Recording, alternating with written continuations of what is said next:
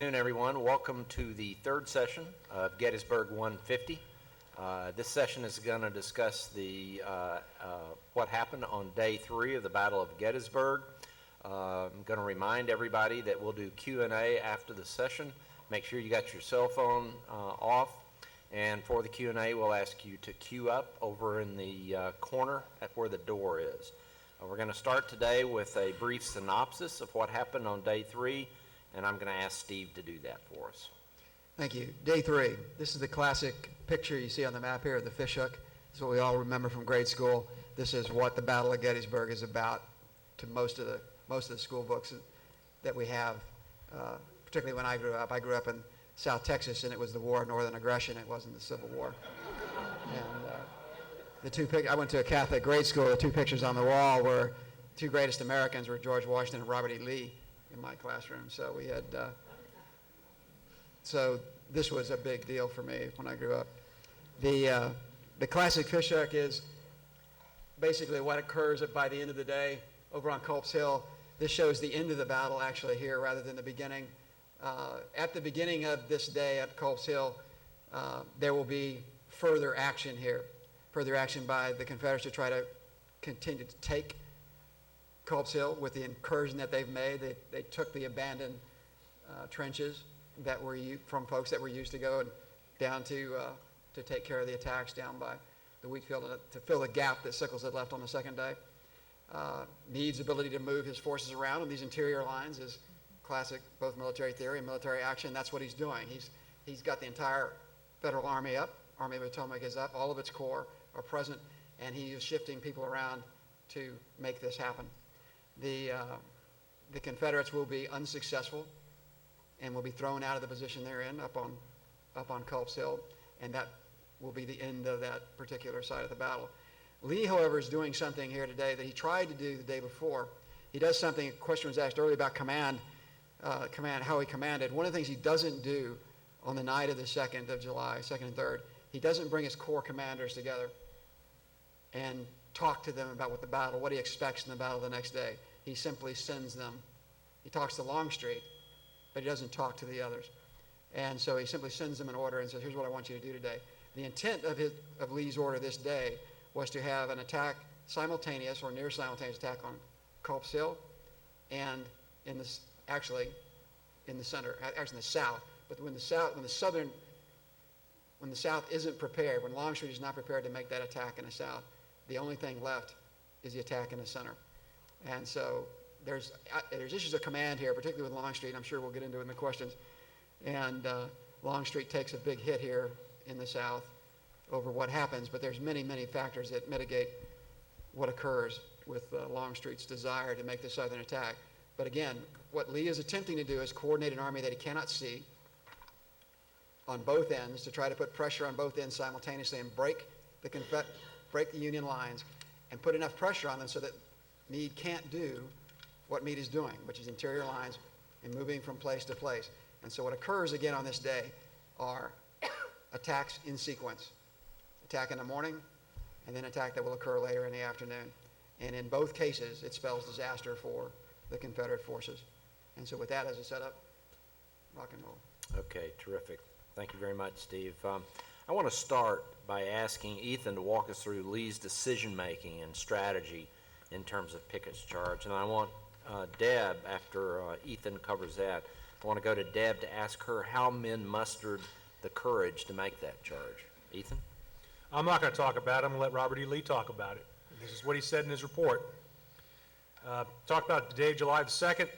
The result of this day's operations induced the belief that with proper concert of action and with the increased support that the positions gained on the right, meaning the Peach Orchard, would enable the artillery to render the assaulting columns, we should ultimately succeed, and it was accordingly determined to continue the attack. The general plan was unchanged. Longstreet, reinforced by Pickett's 3 brigades, which arrived near the battlefield during the afternoon of the 2nd, was ordered to attack the next morning, and General Ewell was directed to assail the enemy's right at the same time. The latter, during the night, reinforced General Johnson with 2 brigades from Rhodes and 1 from Early's division. This is over on Culps Hill. General Longstreet's dispositions were not completed as early as was expected. But before notice could be sent to General Ewell, General Johnson had already become engaged. The Union 12th Corps prompted the fighting at Culps Hill by trying to recapture what they'd lost the night before. That's my addition of BS to say. Back to General Lee. Okay. General Johnson had already become engaged, and it was too late to recall him. The enemy attempted to recover the works taken the preceding evening, but was repulsed, and General Johnson attacked in turn. And he goes on to talk about it. And finally, it was finally decided that since there could be no hope for an attack on Ewell, since that engagement had already taken place, the decision was finally made to engage the Federals in the center, presuming that in order to counter Ewell's actions, I mean, if Ewell was able to achieve a foothold the night before with just Johnson's division, the reinforcements, the assumption should have been, you could have gained more. The fact that not only did not gain more but were pushed back was a sign to Lee that perhaps they'd weakened their center. Rather logical thinking. And then finally in the afternoon, finally in the morning, he resolves to make an assault on the Union center, prepped with artillery and designed to smash through the center at Cemetery Hill. The artillery bombardment begins, I think, around 1 o'clock in the afternoon. How long it goes on, the sources are very, very, very different all over the place on this. But probably around 3 o'clock is when Pickett's division on the right, joined with 2 divisions from Hill's Corps, make the assault in the center under overall Longstreet's command. They manage to pierce the Federal center in some positions. They don't have enough strength to reinforce their gains, are driven back, and that ends the fight on the main battlefield. Meanwhile, also, there were 2 other, actually 4, I should say, other operations of significance. The first is some Union cavalry. When we're having to John Buford after the battle, after his first day in the spotlight. The morning of July 2nd, Buford has the job of covering the left flank of the Union Army, which means he's covering Dan Sickles' left flank. Buford asks for authorization to go fall back to Frederick so he can cover the far left, just in case the Confederates, like Longstreet proposed, try to do something like maneuver around their position, which is one of the reasons Longstreet's proposal sounds good on paper, but kind of falls apart when you think about it. You have to assume the Federals are too stupid to have cavalry down there to pick it up, and they did. They had cavalry down there. However, some of the Union cavalry on the 3rd of July make a stab at Fairfield Gap, which is one of the 2 passes through South Mountain that Lee has behind him to get back. And that's potentially dangerous. Fortunately, there just happened to be a Confederate cavalry force under the command of the interestingly named Grumble Jones, who fights off the Federals. Further cavalry action on the southern part of the field, Alfred Pleasanton, who was the overall corps commander of the Army of the Potomac's cavalry, was feeling neglected, I guess, and decided he wanted to contribute something. So there's going to be advanced on the southern part of the field by Federal cavalry commanded by Wesley Merritt, but Hood is able to counter that during the day. Then, on his right, a Union cavalry brigade commanded by Elon Farnsworth, makes a charge, a ridiculous charge. If you go on the terrain, it's rocky terrain, not good for cavalry, and Farnsworth gets killed, and it doesn't really accomplish anything. Although they did create the Farnsworth House, which is a pretty decent place to eat. Yes, it is. In Gettysburg. And finally, Jeb Stuart receives direction after arriving on the 2nd to go off and patrol Dick Ewell's left flank. You recall on the first day of July, one of the things that held up Ewell from attacking Culps Hill or Cemetery Hill was concern that there might be Federals out on his left flank. Send Jeb Stuart out there, that takes care of the problem. Jeb Stuart also arrives near an intersection with the Hanover Road, and I forget what the other name of the road is, but that second road leads eventually to Baltimore Pike. So it's a potential position that if the attacks on Meade's position work, the Federals fall apart, Stuart might be in a position to fall upon the Union rear and disrupt their retreat. However, the Federals have managed to position cavalry out there. The division under David Gregg is out there, and they managed to fight Stuart's command in a pretty rough battle out near the Rummel Farm, and managed to prevent the Confederates from, they drive back the Confederates and eliminate that threat to the Federal position. That's often called East Cavalry Field Action. So these are the main actions that take place. You don't have to just have, it's not just a story of Picketts Charge, attack on the center, and boom, but there's a whole lot of other stuff going on the 3rd of July as well. Okay, Deb?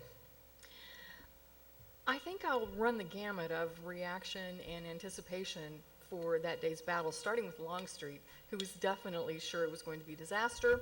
He, even later on, when Lee arrived at his headquarters that morning and discovered that Longstreet had not prepared according to his orders, he was dismayed. But even at that point, Longstreet was hoping to convince Lee to use his plan of flanking Meade on the left.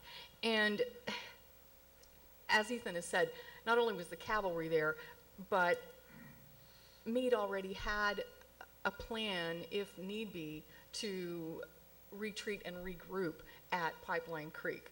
So, which would have been even better because I think it was a better protection for Washington at that spot as well.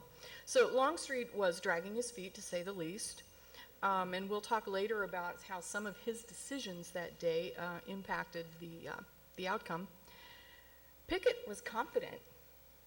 Longstreet took Pickett out to look at the field, thinking that Pickett would come to the same conclusion that he did. He was very disappointed when Pickett said, "All right, this is great. This is my chance. We're going to take this." Pickett had 3 fresh divisions, and they were veterans. They all had 5 regiments each, so that bolstered his confidence as well. But let's drop down to the men. The Southerners had faith in Lee, and many of them made the comment, if General Lee planned it, wants it, then it'll be all right. I'll do it and it will be fine. They also had faith in themselves, and coupled with faith in Lee, they had victories in their past under Lee that gave them increased confidence. They did not have faith in the Union Army. They thought they could pretty much handle the Union Army. So they discounted the Union Army. These men were on a mission. They were on a mission for several reasons. They wanted to make the North pay, like the North had made Virginia pay. They were going to scour the land and, reap what they could. As Ethan said before, everything was coming back. They even found a horse that had been hidden in a parlor and took that too. They were taking everything they could. To end this battle was another goal. They had fought really hard, difficult battle for 2 days. They were ready to end it, and they were ready to be victorious. We've talked often today about honor, but honor was still a big factor for these guys. I think Isaac Avery died on June 2nd, was it? July 2nd, was it? But before he died, he wrote a note to his dad, "Please tell my dad I died with my face to the enemy." Because that was the honorable thing. I don't know what regiment he's from, I can't recall right at this moment, but June Kimball went out into Picketts Charge that day in the Confederate Army and ended up retreating. And at first he was running, and then he thought, wait.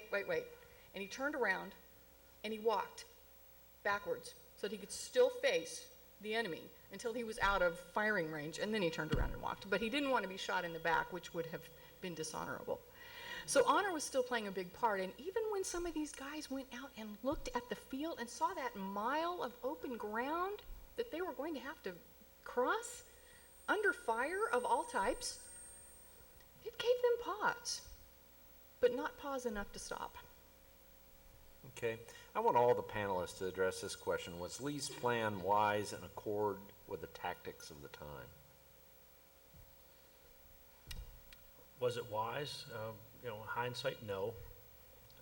But was it ridiculous? No, it was not ridiculous. If the attacks had gone as Lee had hoped, and again, what I think you can maybe fault Lee for here is to do an attack like this required tremendous coordination and training, and quite frankly, Civil War era armies just didn't have that kind of training.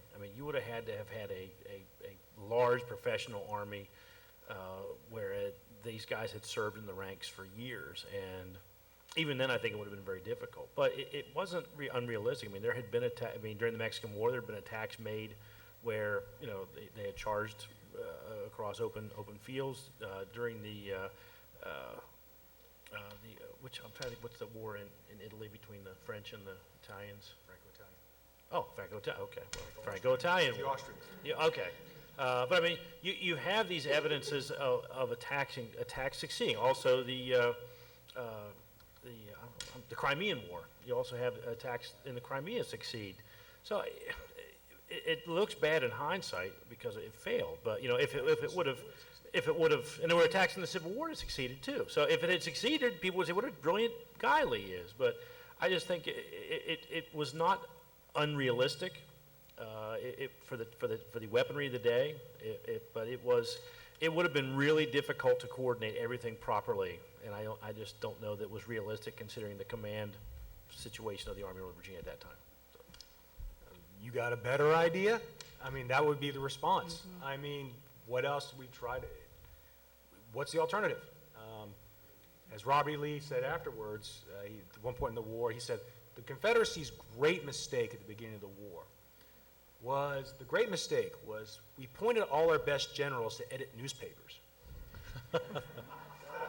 And I tried and planned battles and campaigns as best I could. Things didn't always work out. Turns out these editors always clearly saw the mistakes before I committed them. I just wish they had been kind enough to let me know. I will do my best for the cause by editing a newspaper and let them command armies if they wish. Basics, again, that's a paraphrase. Okay, give me a better alternative to what I've got. I mean, this is where I talked earlier, course of action analysis. Give me another course of action. Defend.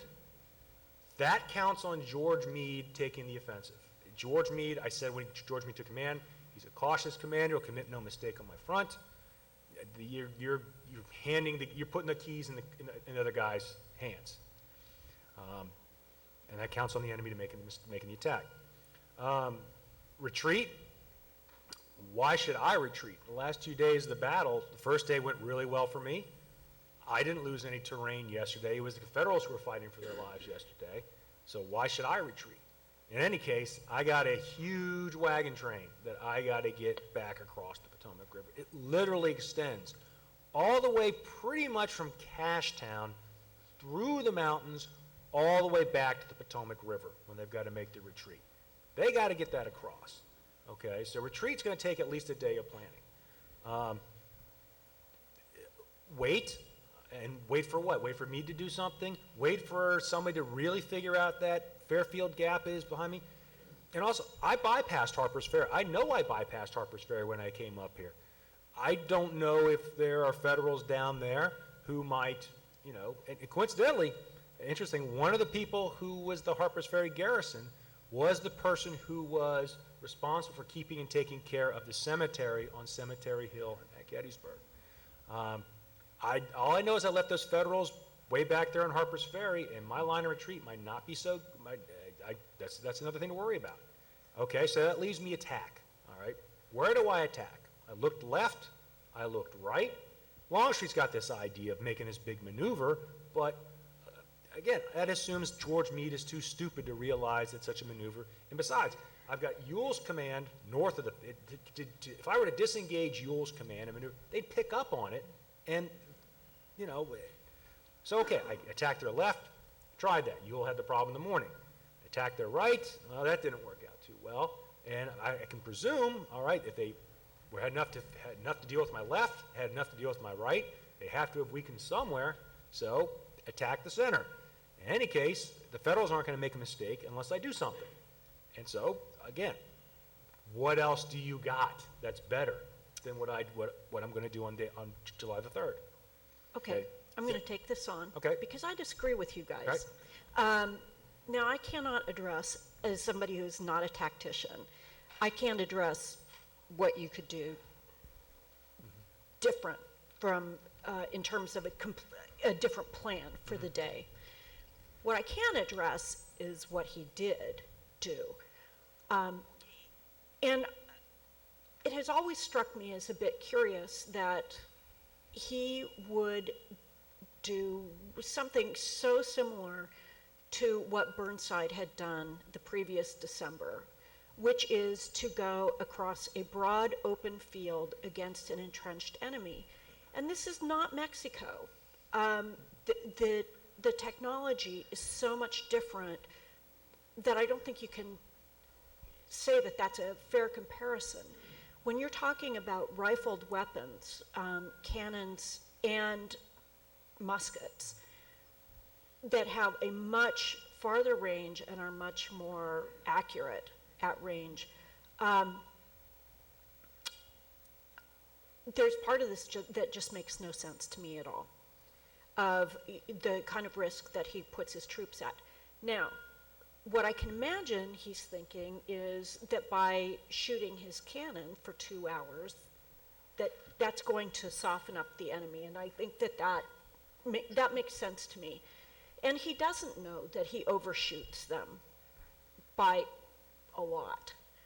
And that's problematic. But it surprises me again and again how long it took commanders on both sides to understand really how deadly these weapons were and to stop walking across open fields against entrenched forces from the other side. Okay, I want to get everyone else's opinion on this. Well, the field, it had only been a 200-yard distance at Fredericksburg. We're talking a mile here, isn't that right? 200 yards? It's a mile. Yeah. Well, but it was if you go to Fredericksburg today, where the houses are is not where the houses were in 1862. It was probably three-quarters of a mile, wasn't it, in Fredericksburg? I think the closest a soldier got was about a quarter. And you've got the same process. Burnside tries to turn the enemy position. He tries to find an open flank. He tries. Burnside's response would have been, okay, what else you got? Because they fired the last guy because he was too cautious, okay? I've got to do something. I tried looking to the right. Every battle, they always try to find the flank. That's what Lee's trying to do, to find the flank. But ultimately, when you're in a situation where you got to do something, I mean, Lee's problem is he's got all bad options, and this is the least bad option. It's still a bad option, but it's the least bad option. No one can present him a better one. I think another thing too, I guess a couple things, is that with Lee, he does not have a big logistical footprint, but remember, they have already scoured that area. The longer they stay there, the less food they're getting. Right. So staying put is not really an option when you're looking at Lee. I think too, in terms of there's a big debate about the impact of the rifle musket. And basically, if you're not familiar with what rifling is, it's the grooves inside of a barrel that gives a bullet spin that makes it shoot a lot further. If you have a musket is just a smooth bore. There's no grooves in the barrel, and it just literally, the ball is smaller than the barrel. It bounces along the barrel on the way out. It's like comparing a spiral pass to a knuckleball. Yeah. And For so you sports people. a rifle musket has the range of maybe 600 yards, a musket maybe 100 yards, and that might be a bit optimistic. Yeah. The big problem is that to be able to shoot at 600 yards takes tremendous training, and these guys don't have that training. So most of the shooting actually takes place at roughly the same range as with a regular musket. So even though you can shoot at 600 yards, for the most part, the Federals aren't shooting at them until about maybe 200 at most. Yeah, they're not opening up with their small arms until now. Yes, they are getting hit by artillery most of the way, but they only get about 200 yards. The basic problem and is that's where you still have the basic capacity of you still have the basic situation where they can each only carry 60 to 40 rounds. They haven't figured out how to reduce that weight until they start moving towards steel weapons. I'd like to hear what Steve, Kevin, and Deb feel about Lee's plan, and then we're going to move on to the next question. Well, here again, we come back to who are the trained officers? Yes, what else was Lee going to do? But without, he's got one corps commander who was looking at this ground going, and that's documented, maybe engaged with hyperbole too, but Longstreet does everything he can do, but doesn't think this is gonna succeed. His other corps commanders don't play. There isn't anyone else to give him another alternative. Therefore, he's got to do something. And again, this is just, I also think that now he's invested in this. He can't leave the field because he's never left the field, well, not never, because his first invasion, he left the field. But he has to make this maximum effort. So without other folks working for him, thinking about what do we do? Do we consolidate the cavalry? Do we bring Stuart back? Do we have him screen us so we can disengage? Was that possible? Thinking through what we call the science of war. You know, it struck me, we've been talking about this, but in a division on the road is 18 miles long. We mentioned the train that was 60, if it was hub to hub. I'm trying to remember the distance, but it was enormous. It goes essentially from Cashtown, Yeah. at least, through the mountains, all the way back Yeah. down to Williamsport. So all that takes time to move. So I mean, I'm with Ethan. There's nothing left for him to do but do this because he believes in his soldiers, and it makes sense. The right strengthened, the left strengthened, the troops had to come from somewhere. Okay. I agree with both Kevin and Ethan. Lee could have disengaged, but his whole point of moving north was to be on the offensive and to engage. So since he had had partial success for the first 2 days, there was no reason to do that. He could have sat back and waited for Meade to make a move, but that again defeats his purpose because he moved north to be on the offensive. He could have used Longstreet's plan, but it would have been a disaster either before they made the flanking move or after. Either way, it was not going to succeed. So he did not have a lot of options left. And I would also offer, too, that we use the word plan a lot.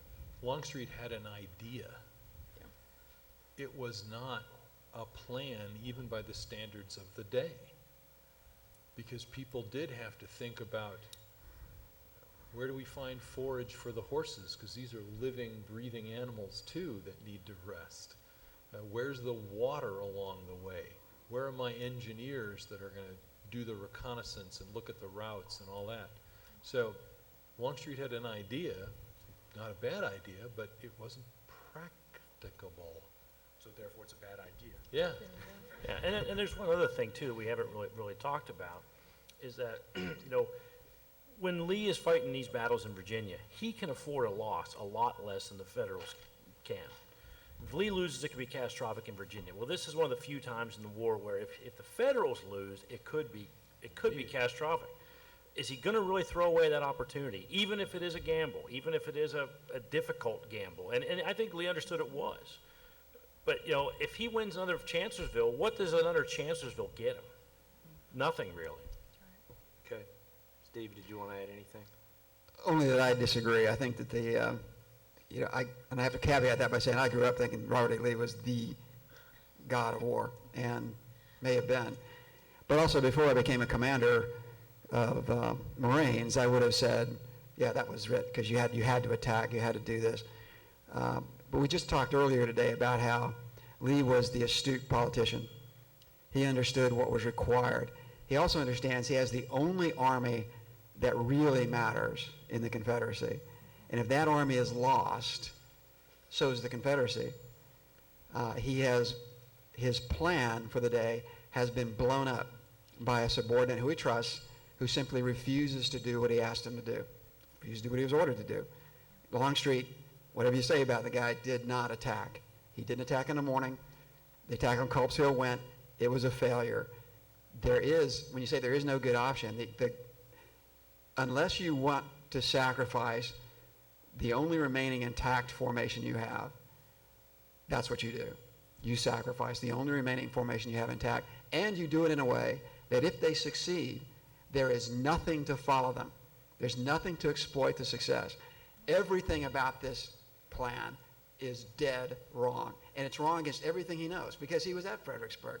You know, he makes the comment about it's good that war is so terrible, otherwise we should grow too fond of it, because he just blasted the Federal Army into oblivion. He knows that. For whatever reason, whether it is his own blind belief in his soldiers or his own failure to understand and do the basic staff work that he's been known to do before this, all this does is sacrifice the last intact formation that he has. And as a commander, I have to hold him completely at fault. And he holds himself at fault at the end, that by attacking in the way that he does, without artillery support for the units that are going in, without units to follow up and make something of that penetration, because you can't take that position and then not follow up with something. I mean, there is no plan for a follow-up. And I have to fault Lee completely with this and say this was, given the fact that your plan has been blown up completely, throwing these men away is throwing them away. And for a commander like Lee to simply throw men away and to kill thousands just because there's nothing better to do is a complete abrogation of his role as a commander. Let me follow up with one final question on this topic, because someone said definitively earlier, I forget who said it, but they said that before day 2 action, Lee consulted with all of his commanders. He apparently did not consult with his commanders in this case except Longstreet. Would he have been well served to have taken the time to at least consult, to listen to options, and then to try to build some sort of consensus or something like that? Or was Longstreet's mind made up? If you're determined to attack, I mean, what's the old saying, Ethan, that a council of war is a good way to not attack. It just is it's a way to validate a decision not to attack. Well, it seems pretty clear, whether you think the plan was good or not, that Lee had determined he was going to attack one way or another. And so at that point, I guess you maybe want to talk with them, but you have to deal with the physical of them coming to you or you going to them, and that's going to take some time, and time is money. And who among them, if not Longstreet, is going to succeed in changing his mind? Okay. What idea can they come up with? What idea can Kuehl say, hey, we'll do this instead? Or A.P. Hill say, we'll do this instead. Longstreet says, we'll do this instead, which is, Jeb Stuart's going to say, we'll do this instead. I mean, you can condemn a decision, you can condemn the results of a decision, but if you can't come up with a better alternative, given the circumstances that Lee faced at the time, if you can't come up with a better, again, if I'm Robert E. Lee, fine. The attack was doomed to fail. I don't think Lee has any doubt in his own mind that it probably ended up doomed to fail. He thought perhaps the position on the Peach Orchard, he thought the forces on Pickett's right, the brigades, Lang and Wilcox, would be a little bit more effective fight because they'd been involved the day before. Wright's guys had managed to get some time up on Cemetery Ridge the day before. But again, if I'm Robert E. Lee, all right, here guys, here's my plan. You don't like it? Substitute your plan. Because if you can't substitute, it's like Lincoln said, anybody may work for you, but I need somebody. This plan may be better for you, but I need something that's an alternative. If you're going to, again, what else you got? Well, again, I have to say that when Lee did have a plan, and it wasn't executed, and if that's your role as the subordinate commander, is to say, not only do I not like your plan, boss, I'm going to sit on my ass and not do it, okay?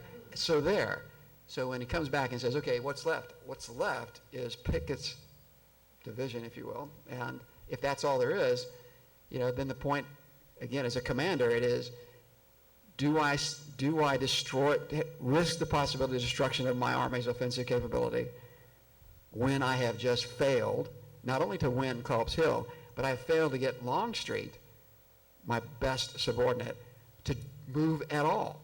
Because Longstreet doesn't move. He presents Lee with a fait accompli, which is, hey, sorry, boss, I didn't like your idea. I didn't do it. Okay? My fault to Lee is that Lee knows, and I think Jenna's right, Lee knows what's going to happen because he's doing Fredericksburg in reverse. He understands what the weapons are going to be. And if this is a bad day for Lee, because he talked about he didn't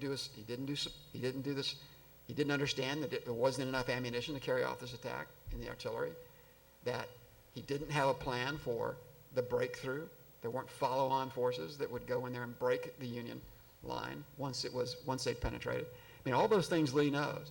And if this is just a bad day, it's even worse to sacrifice that unit. Jackson's march at Chancellorsville was a bad plan. It was a horrible plan. It was, again, based on the same assumption that the Federals would be in the same position when you start at 20 15-mile march? 15-mile march. That they'll be at the end. It shouldn't have worked. There was miscarried orders. The First Corps should have been there in position. Howard should have made some provision, but Lee got lucky, and he wasn't going to get lucky unless he tried, bad plan, better than. I can't agree. I cannot agree that's the case is the same, but because Lee had better intelligence at Chancellorsville than he has here. He understood the open flank. He got lucky at Chancellorsville. Chancellorsville. He just But didn't get lucky But he here. knew it. That's what I'm saying. He has the opportunity, and he seizes it. Here, there is no opportunity to seize, and he can see it right in front of him that there is no opportunity to seize. I'm going to add on here that I think that there is another factor that really condemns Lee here for moving ahead with a plan that was so risky, which I'll also come back to. But, and that is, the Confederacy doesn't have men to make it up. If he loses badly, as obviously he did, they cannot make that up. The North, if they have a huge bloodletting, they can find the men to Which fill is them. why Lee needs to take chances. He says everything was risky in our war. He says we had to choose between the positive loss of inactivity and the risk of action. Okay, so that was going to be my next point, is that Lee had taken a lot of chances before, and they had paid off. And I think that he perhaps got overly confident. And I also wonder if he was engaged in some level of magical thinking here at a certain point where he became so overconfident in himself and his men, and he didn't feel well, and maybe his decision-making was not as clear as it had been at Chancellorsville. If those factors start coming together to explain why he made what I think was a really poor decision. One thing I will add is that I do believe he believed it would work. I do too. Now, I mean, we can I debate. think he believed it could work. Well, yeah, but I think he believed it would work. Better than everything else I know won't work. Yeah, I mean, and this is tough because you're trying to get into Lee's head, and we can't do that. Right. But from things that he had said to people, and of course Lee never really wrote about this, unfortunately, after Right. the war. He did talk to people, but he never actually sat down and wrote a memoir like Longstreet did, conveniently after he died. Actually, Lee, after he retired, he was planning on writing a true history of the Army of Northern Virginia, and he told his staff officers, the big thing with staff officers was numbers, numbers, numbers. Not high numbers, low numbers, because he had laid out his argument at Appomattox. The reason they lost was superior numbers Yeah, we and got resources. overwhelmed. And so if he had lived to 1875 or beyond it, he would have probably would have, He yeah. probably would have produced that history, and we would have had something to go after him on. Yeah. And memoirs, people don't tell the truth in memoirs. Come on. Don't say that about Kevin because he's right. Well, if I get, but I would just say this, that back, when you're looking at historical commanders, the one thing you always try to do is to put yourself in his position, to see what he saw, to know what he knew, to the best of your ability to do so, and that's where you write history from. Clausewitz says you can never know everything about what that guy knows. You can never know it all because you can't actually put yourself in his place. You can't actually put yourself in his mind. So when I say it's a bad decision for me, I'm talking about that from my experience as a commander, that the sacrifice of those men, without all the factors that Lee knows he has to provide those men to succeed, that's what he has to be faulted for, Yeah. because he knows better. Boy, I that sounds like George McClellan. We cannot sacrifice men. We cannot take risks. Exactly. Lee is, and McClellan can take that attitude because he's got superior numbers.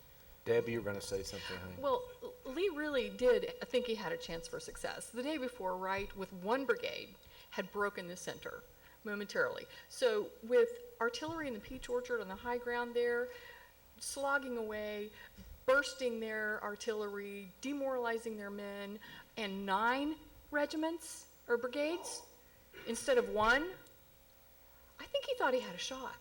Of course, that argument's easy to counter too, And because also- it was a result of what happened elsewhere on the battlefield. But still, it just further underlines if Exactly. you're Lee. Again, you've listed all the numbers, and this is at one Exactly. point one of Lee's staff officers starts going on the numbers, and Lee says, "Stop, stop, stop, stop. If we start ciphering now, we won't do anything, and we we're dead. And it's Lee's dilemma. He can't really win the war. And he did make arrangements for support after the follow-up support, which Longstreet failed to carry through. And I think another thing, too, is that, again, I think I've kind of mentioned before, Lee, he has a pretty good idea of how big the force in front of him is by this point. Okay, he knows that all 7 federal corps are there. He also knows the position they're in. And when he's considered the numbers that he's fought against at Chancellorsville, other places, he knows it's actually pretty good. I mean, it's like about about maybe 90 to 75 is at the start of the battle. He may think, I mean, if I'm Lee, I think that it may be worth the roll of a dice simply because, A, Meade's cautious. B, if you do win that big victory and you're able to destroy a big chunk, I don't think he could destroy the whole army, but if he destroys a big chunk of it, pierces the center and maybe wrecks another 2 corps, he may be able to force the Lincoln administration to think about negotiations. No way. Well, No way. But he doesn't know what Lincoln's thinking. In his mind, he's thinking that. He has to be thinking that. I think the more important thing that he's looking at is not directly Lincoln, but Northern civilian morale. Well, yeah. Yes. And those And that elections in is- 1863. Right, but I think that he's thinking about leveraging Northern civilian morale. And I don't know that in 1863 how explicitly he's saying that, but certainly by the spring of 1864, that is his target. Oh, absolutely. And Okay. he's very explicit about that. Yes, he is. Okay, this was a fabulous discussion. I want to compliment all of you on it. It was awesome, but I do want to move it along at this point. I want to ask the next question about General Hancock. He rode along the lines at Cemetery Ridge during the Confederate bombardment. Was that reckless on his part, or was he just being a good leader? Day before, I'm surprised this didn't come up in the discussion today, too. The day before, at the triangular field, the 124th New York was in position, the Orange Blossom. They're called Orange Blossom because after Orange County, which is where West Point is. Their colonel rides on his horse there on the boulders and Devil's Den overlooking the triangular field. And when the men urge him to get off, he says, "The men must see us today." And that sort of mentality is something that people, as you guys mentioned earlier, is what people expect from their commanders. They expect them to be up front, and a commander who's not up front is going to lose the respect of his men pretty quickly. And it's a And he's morale on his booster. horse. I'm sorry, Deb, what It's a were you gonna morale say? booster as Yeah, well. okay.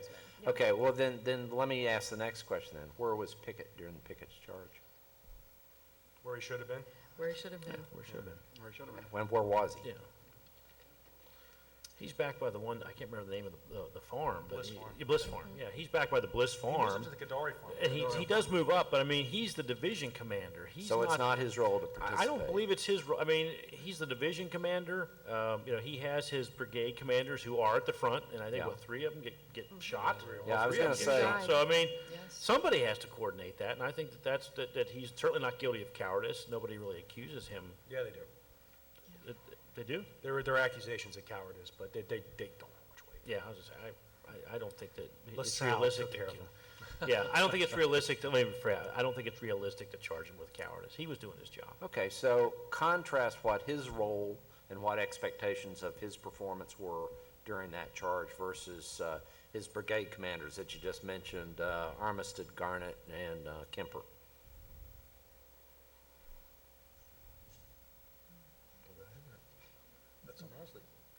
They were all, as they were saying, they were doing their jobs. The They were in front, brigade right? Commanders led their brigades. And in a fight like that, I'm sure all 3 of those men looked out at that field and thought, holy cow. But they had confidence in their troops, and they knew what they had to do. That's the culture of honor that Deb's been talking about. That was the expectation. They weren't coordinating, they were leading, and by their presence were commanding. The hat on the sword was so that the men could see where he was and see him. And all 3 officers fell, 2 dead, 1 very badly wounded. So I do think they were leading their men and motivating them to continue the charge. So they were all doing what they should have been Yeah. doing that day.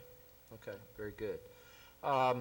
Well, let me ask a question about Meade then. Did Meade make a mistake in not counterattacking immediately after the victory? Oh, boy. See, I personally don't think he could have immediately counterattacked, because the day before, we're plugging holes. Now we have to get reorganized. And in the fight, he is moving troops forward. He's got people, his units are scattered all over the place. His leading corps commanders are wounded. I'm not sure he really could have coordinated an immediate follow-on counterattack. I mean, that would have taken enormous moral courage for someone to stand up and go, "They're running, boys, let's go get them." But some of his officers did call for that very Yeah, Well, thing. I know they did, but again, I think that's bravado as opposed to a coordinated attack that annihilates or completes the destruction of at least those divisions. I just Yeah. don't think they could have done it immediately. Yeah, there's a tremendous amount of criticism of Meade, especially in Guelzo's book, which just came out. Yeah.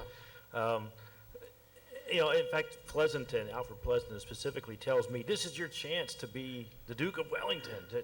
Well, what he doesn't say is that it wasn't really the British army that attacked that pursued Napoleon. It was more the Prussian army that pursued Napoleon. Blucher's army that pursued Napoleon, because Wellington's army had been so beat up by the fighting.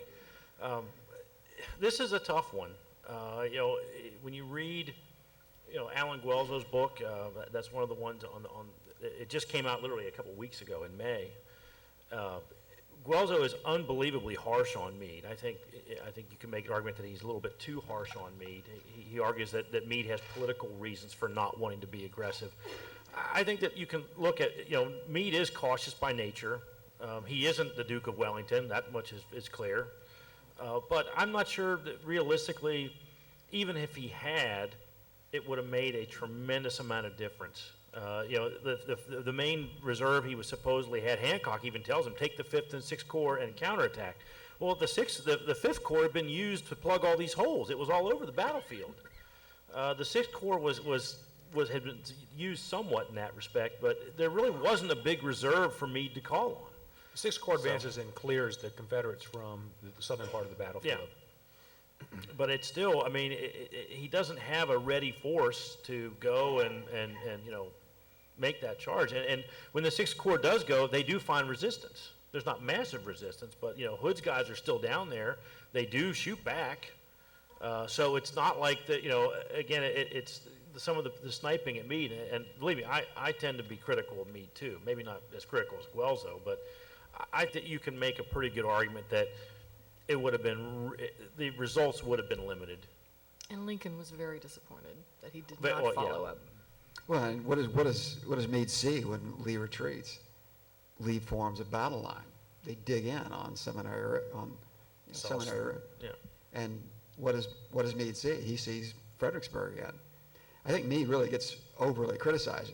When this battle begins, when Reynolds picks this ground and says, "Hey, we're going to fight here," and Meade immediately goes there to fight. And when Sickles moves out and he finds that Sickles has created a problem, where's Meade? He's right there where the problem occurs.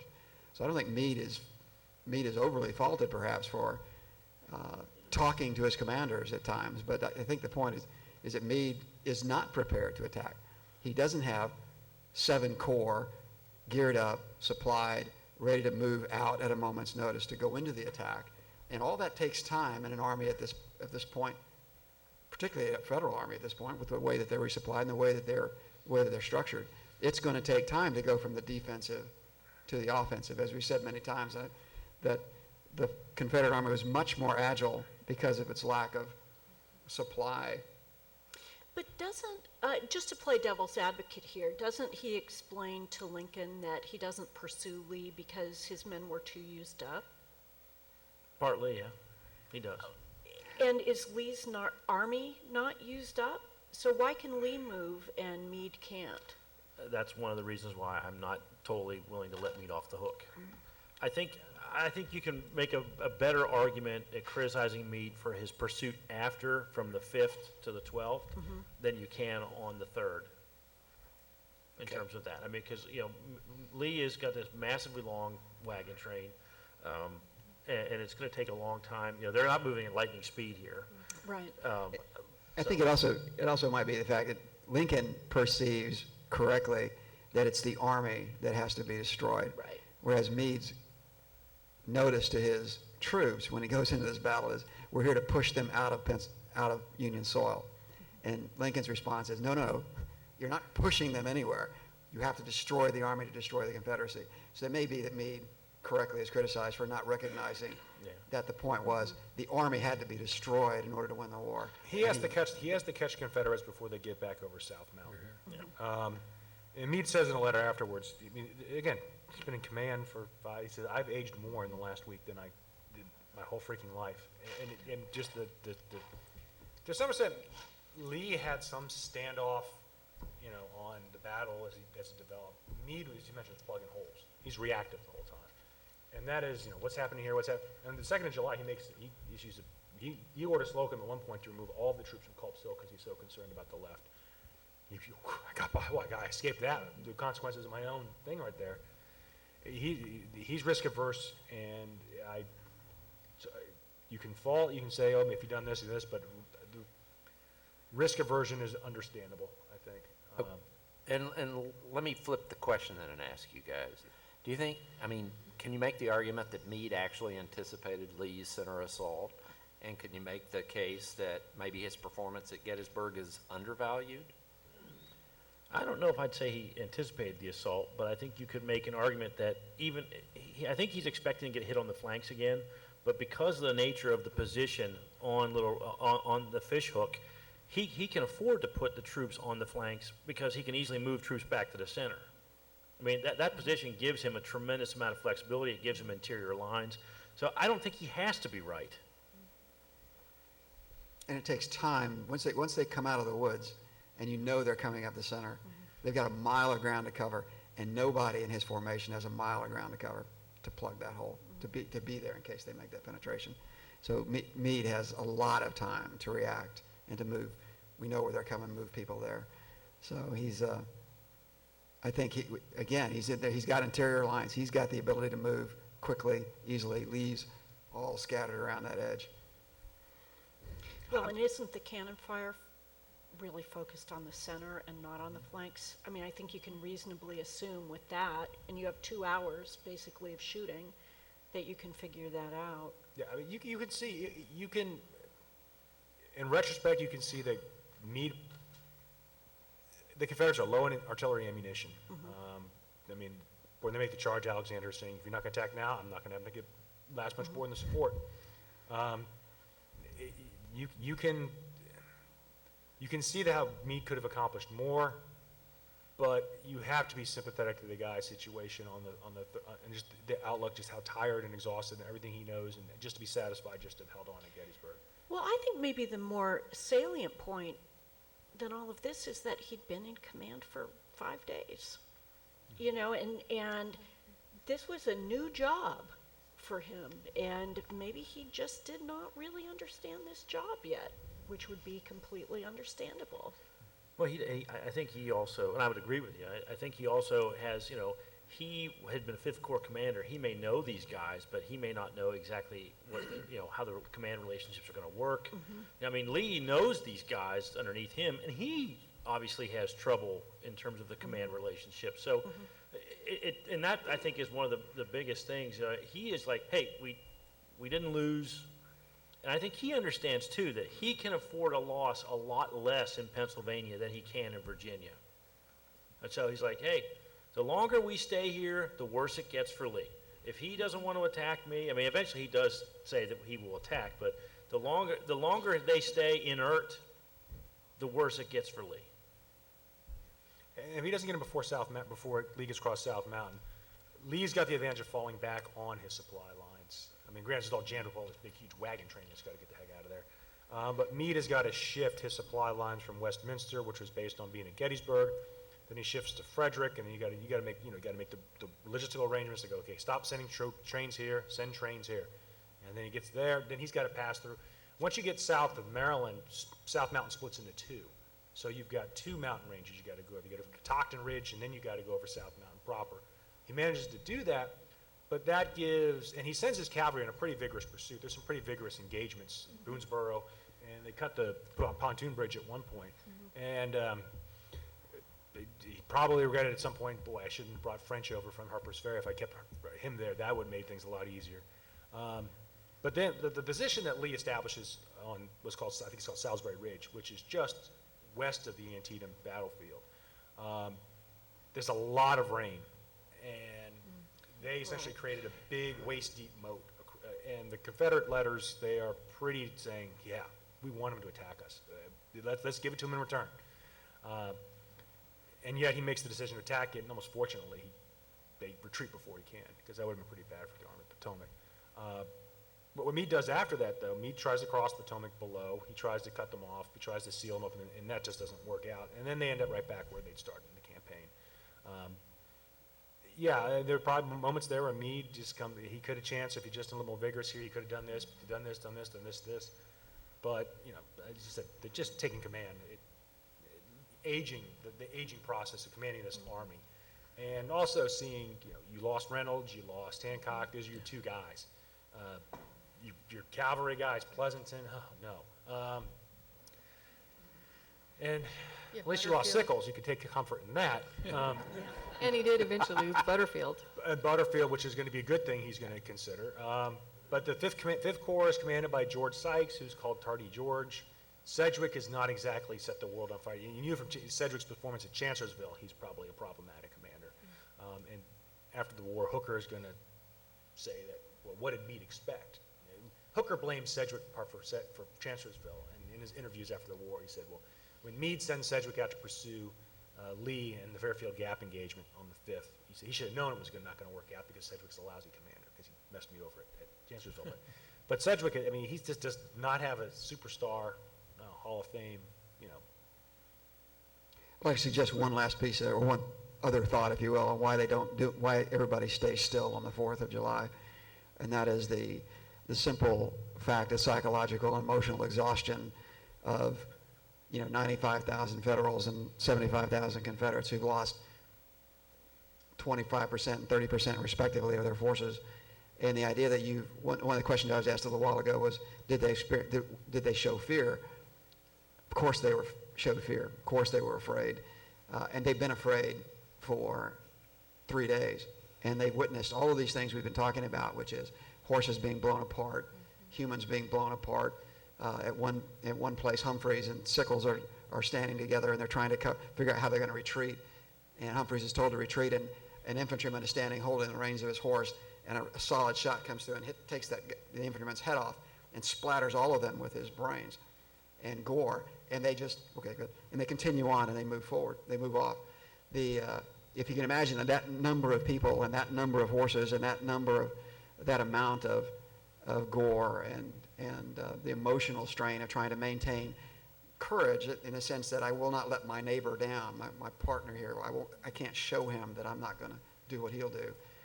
Maintaining that over this 3 days of carnage, I believe that when they came to the end of the day on the 3rd, there's a collective exhale, collection of casualties.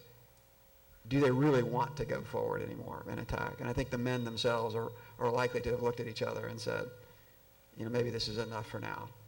And the July heat and humidity are definitely influencing their decisions because of the gore around them rotting. It's definitely getting even worse than it was. And you can imagine there are 75,000 horses or so, and they're producing 1 million pounds of manure a day, and urine, and then the soldiers themselves, and the fact that Lee is going on half rations here because he can't supply his troops while they're in there. There's a lot of reasons to not move on either side. So, and eventually they've got to you can't just stay there. So you've got to move. But on these days, the 4th in particular, I think the psychological effect and emotional toll of all of these men and all this death contributes to a desire to hold. Okay, let's kind of start to summarize here. Was Gettysburg a turning point, or did it merely speed up the inevitable? Is this to everybody? Yes. I think it's significant, but I don't think it's the most significant battle of the war, no. I think that Antietam is the most significant battle of the war because that's what leads to the Emancipation Proclamation being issued. Okay. Ethan? I think it's in a process of grinding down the Army of Northern Virginia to where it's ineffective. Until the Army of Northern Virginia is defeated, you can't win the war in Virginia. And it's, they march up to Pennsylvania, they retreat back, they end up back along the Rappahannock, Rapidan River, but the Army of Northern Virginia has lost a lot. And again, as Lincoln pointed out, the Army of Northern Virginia Army of the Potomac can replace a lot of what it's lost. The Army of Northern Virginia cannot. So it's definitely important in accelerating a course of a war that was already taking place. Okay. Steve? I think with the surrender of Vicksburg on July 3rd and the retreat and the defeat of this army, Lee's army on the same date is seen in the North as a turning point, as these two things together are seen as the beginning of the end as far as the North is concerned.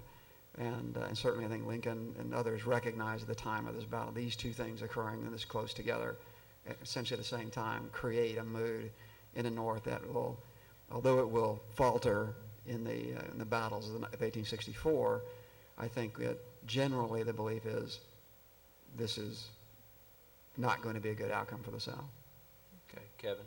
Yeah, and that's along my thinking too. I think the combination of Vicksburg and Gettysburg mean that the North is not going to lose the war on the battlefield, but like Jenny pointed out before, the people, the government, and the army, it may be that the government and the people lose heart because they don't know what's coming, and we do with the hindsight, with the hindsight of history, that the grinding casualties that continue in 63 and 64, that's becomes, dare I say the word, the center of gravity, the will of the people and how to sustain that. But was it the turning point? No, I don't think so. But it certainly sent, like Steve said, the signal that this is now a contest, truly a contest of will.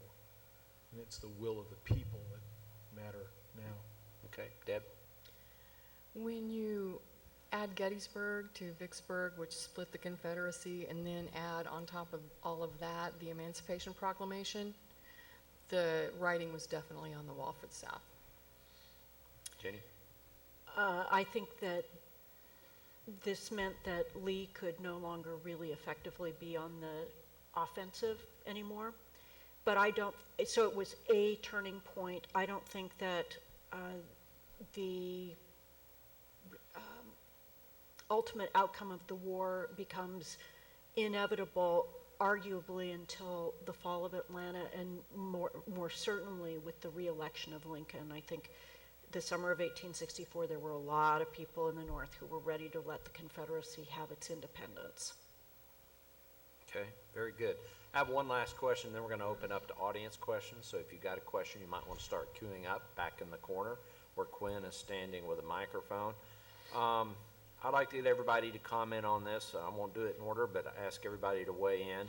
Does this battle prove that in this era, at least beginning sometime in the Civil War, that defensive war had changed from being a maneuver war to being, that warfare had changed from being maneuver to defensive? Did this prove that defense is a stronger form of war in this period, in this era? Well, Clausewitz argues that defense is the stronger form of war in every era. Unless it isn't. Well, I think that the technology, there's a couple. There's a lot of debate about this in the Civil War historiography about is this a revolution, in a military revolution. I think it's a transitional phase. I think that what you start seeing in the Civil War is the impact of the Industrial Revolution on warfare making it much more, a bigger entity. I mean, you're having massive armies, although that starts under Napoleon too. But you don't really see the defense become really supreme until you have these magazine-fed rifles that start coming into effect. You do see it, the magazine-fed rifles in the Civil War. They're actually invented during the Civil War, where they're not used because, believe it or not, they're afraid you go through their ammunition too fast. And so they, for the most part, are not adopted by the armies wholesale. You do have cavalry regiments and individual regiments, but not the average soldier. So I think it's a transitional phase in that. And it certainly has made cavalry irrelevant in the battlefield, and it certainly has taken artillery away from being an offensive arm. Okay, other thoughts? I totally agree. I think that it did show that the defense was stronger. I just don't think we learned that lesson. We saw it and we didn't internalize it and change anything. We were still in the Civil War, from Spanish-American, America's entry in World War I. The Europeans had observers, saw these battles, and we did not internalize that. I think the proof was there and no one wanted to see it. Anybody else want to offer anything? I think Clausewitz's point is that defensive is the stronger form of war with a negative aim, but that in order for the defensive to win, you had to couple it with an offensive That's correct. purpose. So defensive is only useful when you're waiting to go on the offense, if you will. If it's not combined with that, then it can't win on its own. And I think that this, although this doesn't prove the defensive is stronger, it simply shows that the defense is what it is. It is a stronger form, but you're not going to, if you follow Clausewitz, which they didn't. Yeah, they didn't. They That's didn't true. know anything about Yeah, right. Clausewitz. They knew Jomini, they didn't know Clausewitz. And so that concept was not something that they would have recognized. That would have come across as, if you get behind trench lines and rocks, it's a lot better because we live instead of die. And so that may have come across as, defense is much better for Well, the not Allies. necessarily, because you stay in your trench and you sit there and you wait for them, and then they maneuver around your position, If they're willing to maneuver. if they Yes. can maneuver. If you haven't prevented their maneuver. I mean, you're talking operational level of war, tactical level of war. Sure. I mean, it's data technology. It's such an evolutionary thing. The Civil War is it's a natural follow-up of what's happening already, and the basic idea that, the Civil War, coming out of the Civil War, the lesson taken away is with better management, we can figure out a way to solve the problems of the war. The reason we had such problems in the war was we didn't have adequate management of it. And, then we go watch the Germans. Hey, they got it in 7 weeks. So, But they were Lot of stuff. fighting. Who were they fighting? a lot of, Okay. Won't say anymore. no, but you're saying a lot of it, you've seen rifle weaponry and everything like that, and you see the Prussians do it, and the Prussians showed us how to do it. If you manage it properly, and, then the problem can be solved. Okay, let's open it up to audience. We got quite a few queued up. Remember, one brief question, please, and if you can, direct it to a panelist. My studies in regard to why Picketts Charge failed. It seems to me the artillery was not effective. It also seemed like Lee was overconfident. But there's a fairly recent theory that it was a pincher movement with Pickett coming from the left side, and in the back, Jeb Stuart's cavalry. And that somehow Custer and his people were supposed to stop that, otherwise that would have been the pincher movement that would have made Pickett's Charge succeed. I just want to know what the panel thinks about that theory. There was some idea that with Stewart out there, he could possibly get on the Baltimore Pike. I mean, it wouldn't be a true pincer movement. Stewart would have had to swing a heck of a lot further out east, which meant he would have lost contact with Ewell. And the big thing Lee wanted to see, I want you out there to cover Ewell's flank, because Ewell had the problem the first day of the battle that we didn't know what was out there. So for Stewart to get that far out in order to carry out some kind of pincer movement, he would have not been in line with his mission. But, I mean, the road network out there, I'm not sure how much the Confederates knew about it. There was a road, if you get out to the Hanover Pike, there's an intersection. If you go past, and then you're that takes you connects the Hanover Pike to the Baltimore Pike. The Baltimore Pike is the Meade's main supply line. And if, say, the Federals start falling apart in response to the frontal assault, and they start looking backwards, they might get extra nervous with Confederates back there. They're already going to be disturbed, tired, hungry, and everything like that. Maybe that disrupts their effort to get away. But as far as a coordinated pincer movement, again, that would have required a much wider swing out there by Stewart's command than Lee authorized.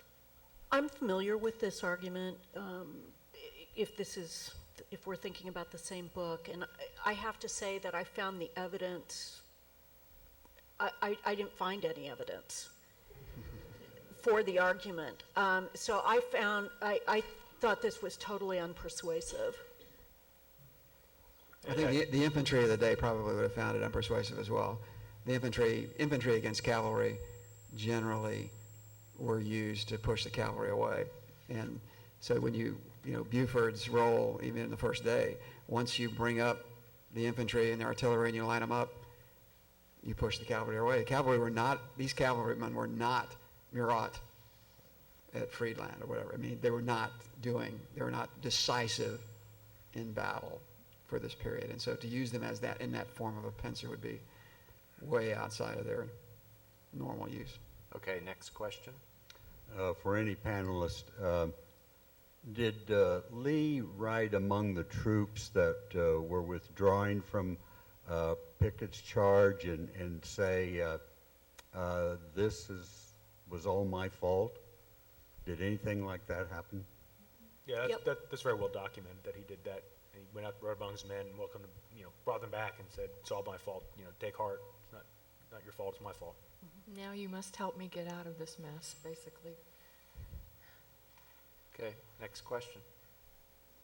Quickly, it took me an hour to find Pleasanton's grave in National Congressional Cemetery. It was overgrown with weeds and grass. It was a simple plaque. But my question is, at the same time that Pleasanton was out here, during Price's raid, Battle of Westport, Battle of Mine Creek, commanding the Department of Southern Kansas was George Sykes.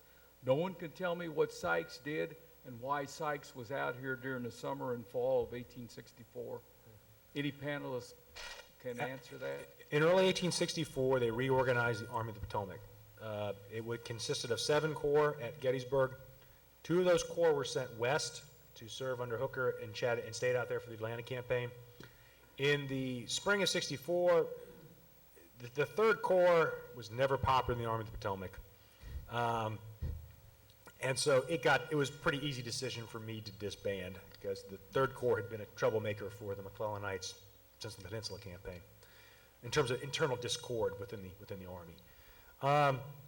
And the 1st Corps was disbanded as well because of all the casualties it had suffered at Gettysburg. I mean, and so the basic idea was to consolidate it into 3 Corps instead of 5 Corps. The 2nd Corps stayed with Hancock. After Hancock was wounded, Warren eventually took command of the 2nd Corps, and he was Meade's most trusted subordinate. So when the consolidation took place, he wanted to keep Warren as a corps commander, thought the 5th Corps would be the best place since Warren had served with it, and nobody shed any tears over losing George Sykes.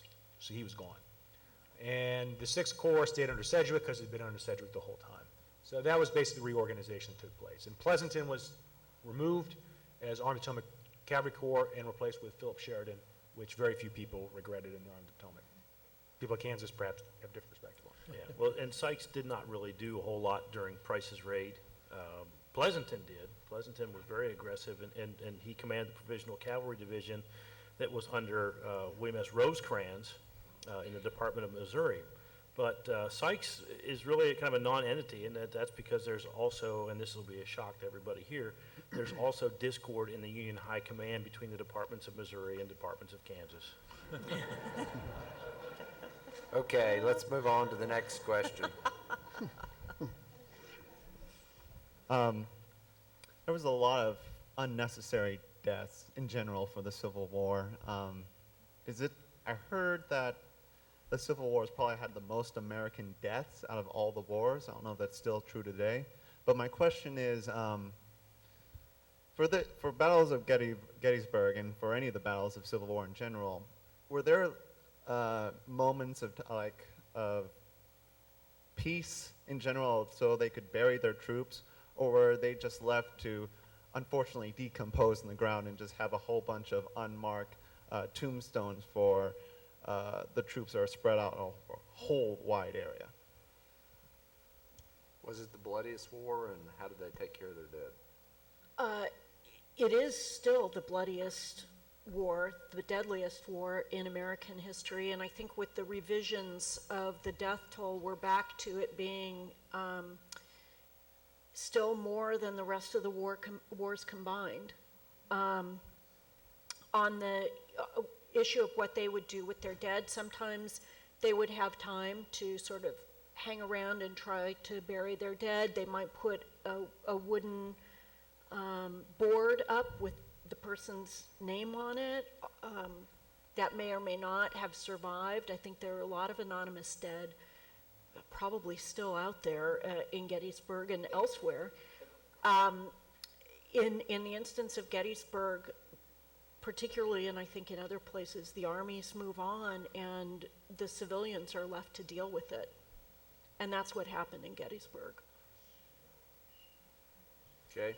Do we have any other questions from the audience? Okay, I want to, first of all, I want to thank all of, oh, we do have one more. Okay, let's go.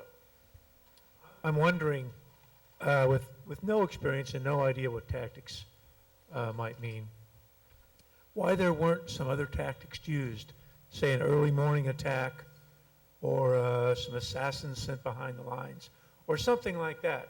Was that just not thought of, or was it impractical? Or is it a bad idea?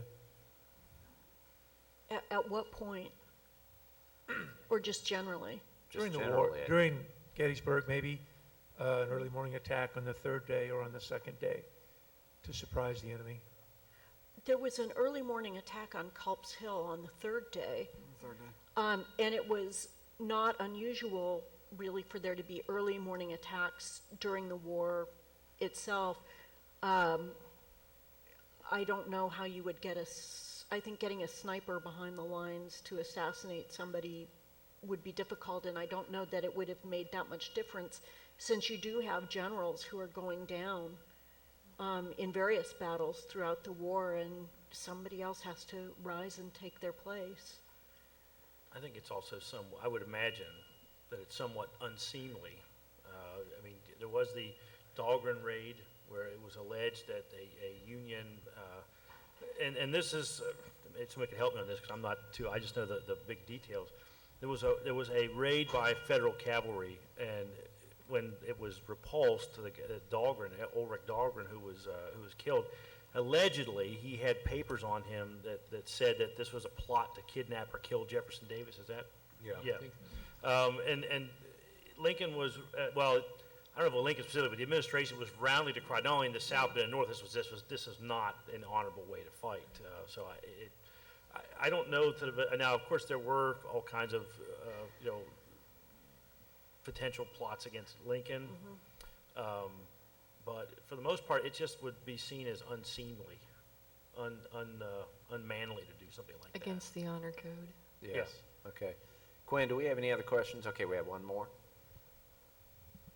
You've talked about the communication between Washington and the generals on the federal side. Was there any communication between the Confederate headquarters and the generals on the southern side? You mean between Richmond and Lee? Yeah. Not that I'm. It would have to travel up through the It would have valley and over it would have to travel Chambersburg. up the valley and then down the valley all the way to Lee, all the way to Davis. When Lee first crossed into Maryland in '62, he made a point of keeping Davis pretty well up to date.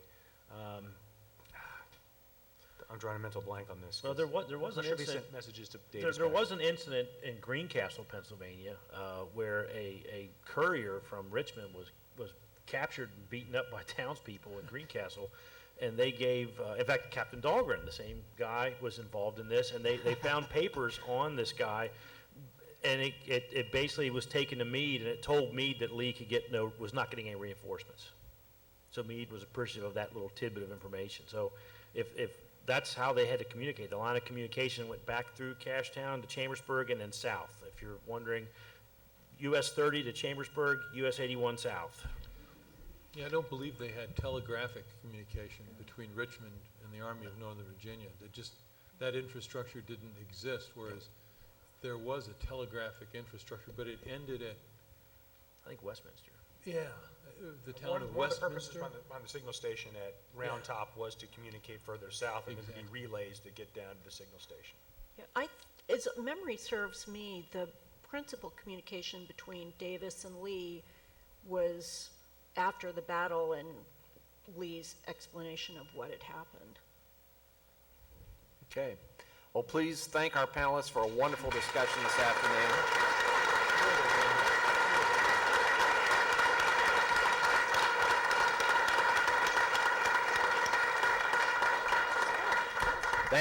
Thanks to all of you for coming out. All of the books and the bibliography at the back of the program are on sale out in the lobby and will be later tonight. Hope to see you all back at 7:30. Again, we're going to focus on the 7 critical decisions that decided the outcome at Gettysburg. Thank you all very much.